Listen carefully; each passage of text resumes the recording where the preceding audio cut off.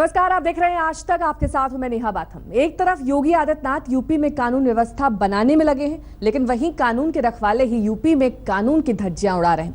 योगी की सख्ती के बाद भी कुछ ऐसी घटनाएं सामने आई हैं जो आप सबको चौंका देंगी। सबसे पहले देखिए पीएम मोदी के शहर वाराणसी में डुप्लीकेट योगी का तमाशा, जिसने खुद को सीएम योगी की तरह दिखाकर कानून का ही मजाक उड़ा दिया। वैसे तो योगी आदित्यनाथ लखनऊ में ही थे, लेकिन ठीक उसी वक्त उनके वाराणसी में होने की खबर फैल गई। ठीक उनके ही स्टाइल में एक शख्स कार में सवार होकर पूरे लाव लश्कर के साथ निकला। वैसा ही योगी सन्यासी जैसा मुड़ा सिर, लाल बत्ती वाली गाड़ी और साथ में तैनात ब्लैक कैट कमांडो।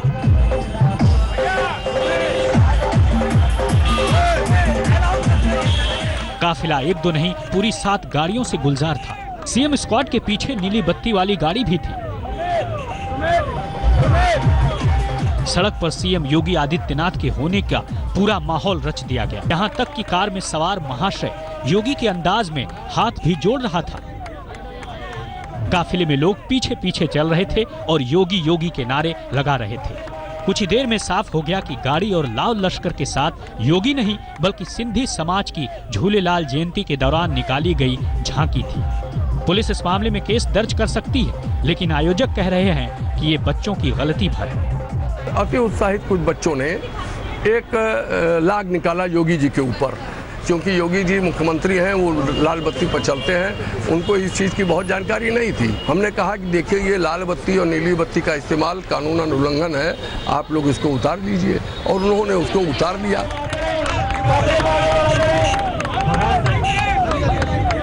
सवाल ये उठता है कि लाल और नीली बत्ती का इस्तेमाल सायरन के साथ क्यों किया गया? क्या बच्चों की नादानी कहकर इसे यूं ही जाने दिया जाएगा? आज तक ब्यूरो। नई नई योजनाओं के अलावा योगी का एंटी रोमियो ऑपरेशन लगातार चर्चा में बना हुआ है, लेकिन अब एंटी रोमियो दस्ते में शामिल एक पुलिस वाला सवालों के घेरे में आ चुका है। दरअसल जिस पर एक महिला ने गंभीर आरोप लगाए हैं, अब पूरे मामले की जांच की जा रही है।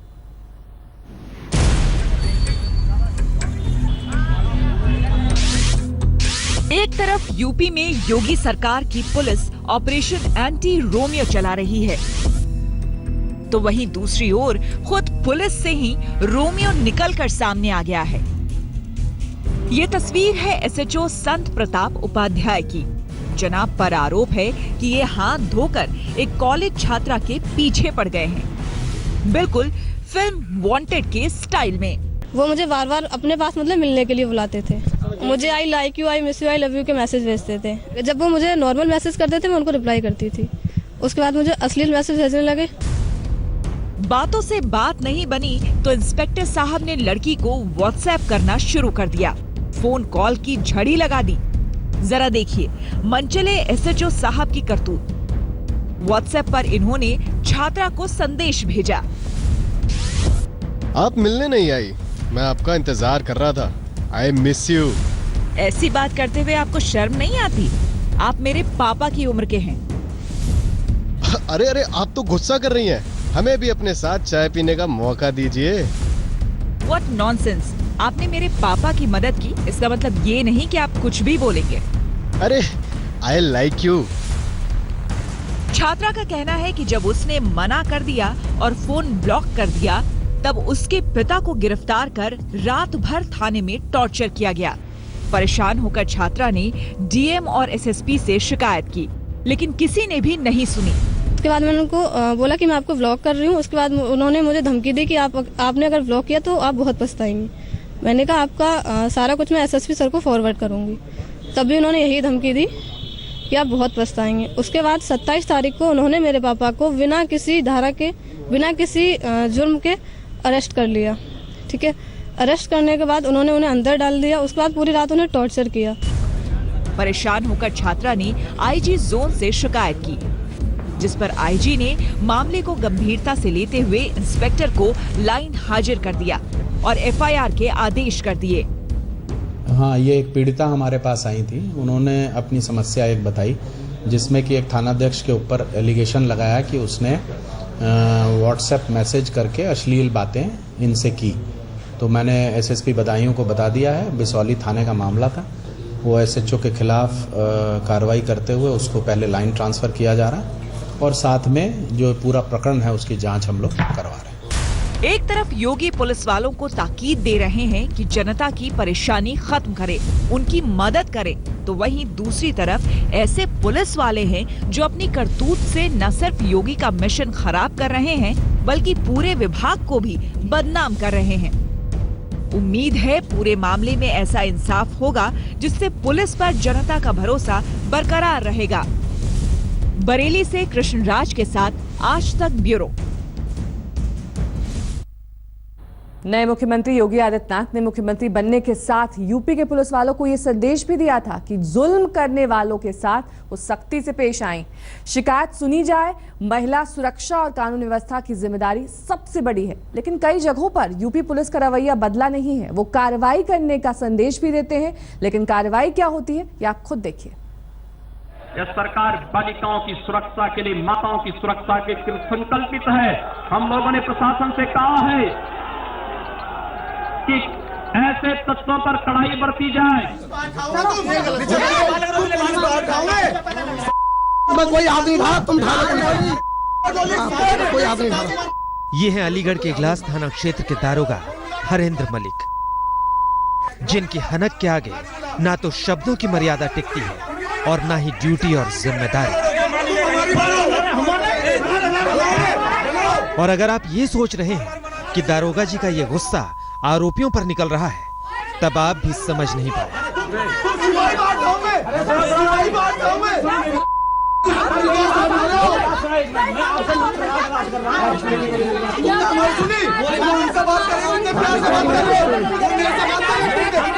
जिन लोगों को पिस्तौल लहराकर धमकी दी जा रही है वो पीड़ित परिवार के सदस्य हैं, जिनके सामने मां बहन की गालियां दी जा रही हैं। पीड़ित लड़की ने व्हाट्सएप पर मिले अश्लील मैसेज की शिकायत पुलिस में कराई थी। पीड़ित परिवार का कहना है कि शिकायत दर्ज होने के बाद पुलिस पहले आरोपी के घर पहुंची और बाद में उनके पास आकर धमकी देने लगे।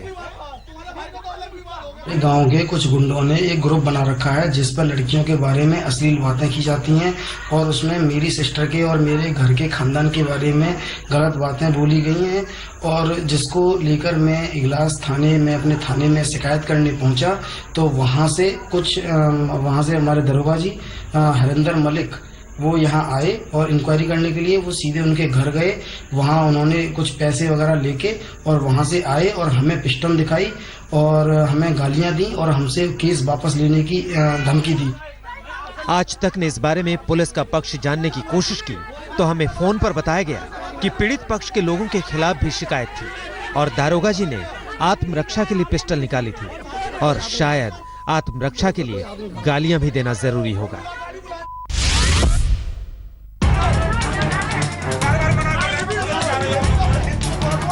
अलीगढ़ में व्हाट्सएप की शिकायत का निपटारा आपने देख लिया। अब देखिए कानपुर की पुलिस ट्वीट पर मिली शिकायत को लेकर कितनी मुस्तैदी से कार्रवाई करती है। पड़ोसी लड़कों से परेशान लड़की ने जब सीएम योगी को ट्वीट किया तो जवाब मिला टेक एक्शन। शायद सीएम योगी के आदेश को मानते हुए ही पुलिस ने लड़की को तुरंत फोन किया। लड़की के भाई को उठाकर रात भर थाने में रखा, लड़की को ट्वीट करने के लिए धमकी दी। तो ये बोले कि कहाँ पे ट्वीट किया है, कैसे ट्वीट किया है, सीएम साहब को ट्वीट करोगे तुम? तो हमने बोला कि सर हाँ ट्वीट किया है। बोले कि दिखाओ मोबाइल क्या ट्वीट किया है तुमने। तो हमने बोला सर मोबाइल स्विच ऑफ है मेरा। तो ऐसा हुआ, इन्होंने बोला कि ट्वीट के बदले अब वो कुछ भी नहीं होगा, आपने ट्वीट करके बहुत बड़ी गलती की है, माफ़ी मांगो। बेटी ने हमारे से पूछा नहीं, उसने कर दिया। बाद में बेटी को हमने डांटा भी, ऐसा क्यों कर दिया। अब मान लो हम तो जो हैं तो डरते रहते हैं क्योंकि आर्मी पर्सन है और डरने की वजह से वो फालतू पंगा नहीं चाहते हैं, इसलिए डरते रहते हैं। आरोपी का परिवार बड़ा ठेकेदार है, घर में घुसकर मारपीट क्यों हुई इस शिकायत की जांच तो दूर की बात है। पुलिस की दलील है कि बस पूछताछ के लिए पीड़ित के भाई को थाने लाए थे। ऐसी कोई बात नहीं है। अगर ट्वीट करने से रोकना होता तो उनका ट्वीट जाता कैसे। यूपी के सीएम योगी आदित्यनाथ ने पुलिस वालों के साथ साथ अपने नेताओं को भी संदेश दिया था, लेकिन उनके ही नेता क्या कर रहे हैं देखिए। खुद सादगी से रहने वाले मुख्यमंत्री ने अपने मंत्रियों को वीआईपी कल्चर से बचने की हिदायत दी थी, लेकिन कुछ लोगों पर खास असर नहीं हो सका है।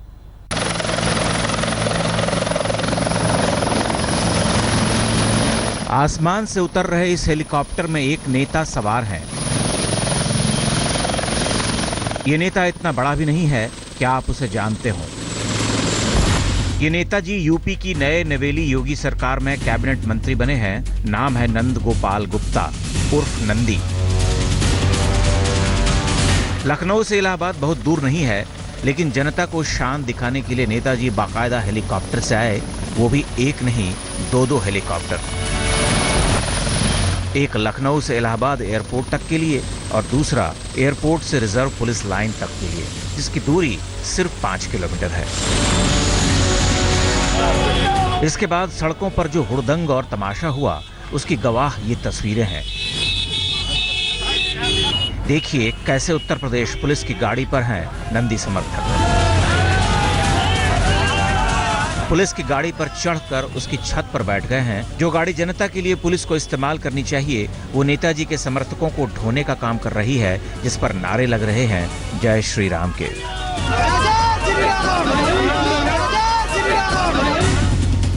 जब इतने से हसरत पूरी नहीं हुई तो 100 से ज्यादा गाड़ियों का काफिला लेकर शहर की सड़कों पर नेताजी निकल पड़े। स्वागत में 300 से ज्यादा लाउड स्पीकर पूरे शहर में शोर मचाते रहे।